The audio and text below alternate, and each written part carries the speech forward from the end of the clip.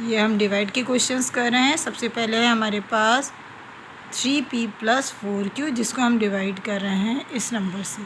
यानी ये हमारे पास सबसे पहले क्या आ जाएगा, 3 4 are 12 और p को p से मल्टीप्लाई करेंगे तो p²।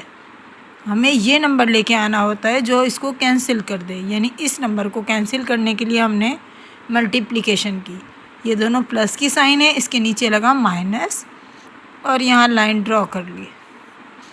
ये हो गया हमारे पास कैंसिल, प्लस माइनस कैंसिल होता है, प्लस माइनस माइनस, और ये हो गया कैंसिल। अब इसके बाद इसी स्टेप को दूसरे वाले नंबर से देंगे। सबसे पहले वेरिएबल देखें p और q, इसका मतलब है यहाँ पे आएगा p q। p और q है तो मैं इसको यहाँ डायरेक्ट लिख लेती हूँ p q। अब मल्टीप्लाई करते हैं, 4 4 = 16। यहाँ 1 और यहाँ 6 नहीं लिखना, इस 7 के नीचे 6 आना चाहिए। और साइन क्या होगी, plus plus plus, sign change. अब साइन किसकी आएगी, अब 16 की साइन है माइनस, 7 की साइन है प्लस, यानी इस बड़े नंबर की साइन ये रही, बड़े नंबर की साइन। और 16 में से 7 माइनस कीजिए, क्या आंसर आएगा,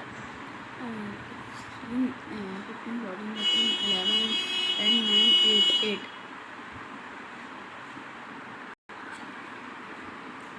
जी क्या करेंगे तो क्या आएगा यहाँ पे, 9p/q। यहाँ पे -12q² एज इट इज़। अब ये माइनस मौजूद है लेकिन यहाँ प्लस है, तो प्लस का ऐसा कौन सा नंबर लेके आएंगे कि माइनस आए, यानी plus minus or minus. 3 3s are 9, p मौजूद है तो यहाँ p लिखने की ज़रूरत नहीं है। नहीं लिखा है q, यहाँ पे लगाएंगे q और ये हो जाएगा pq। ये रहा pq, साइन चेंज, और ये हो जाएगा आपका कैंसिल।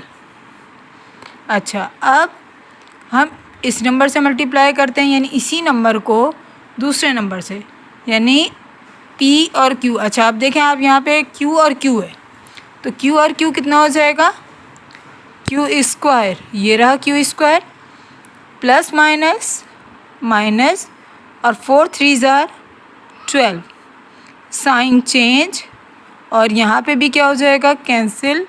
और आंसर क्या है आपका यहाँ पे 0, जबकि एक्चुअल आंसर आपका आएगा 4p - 3q।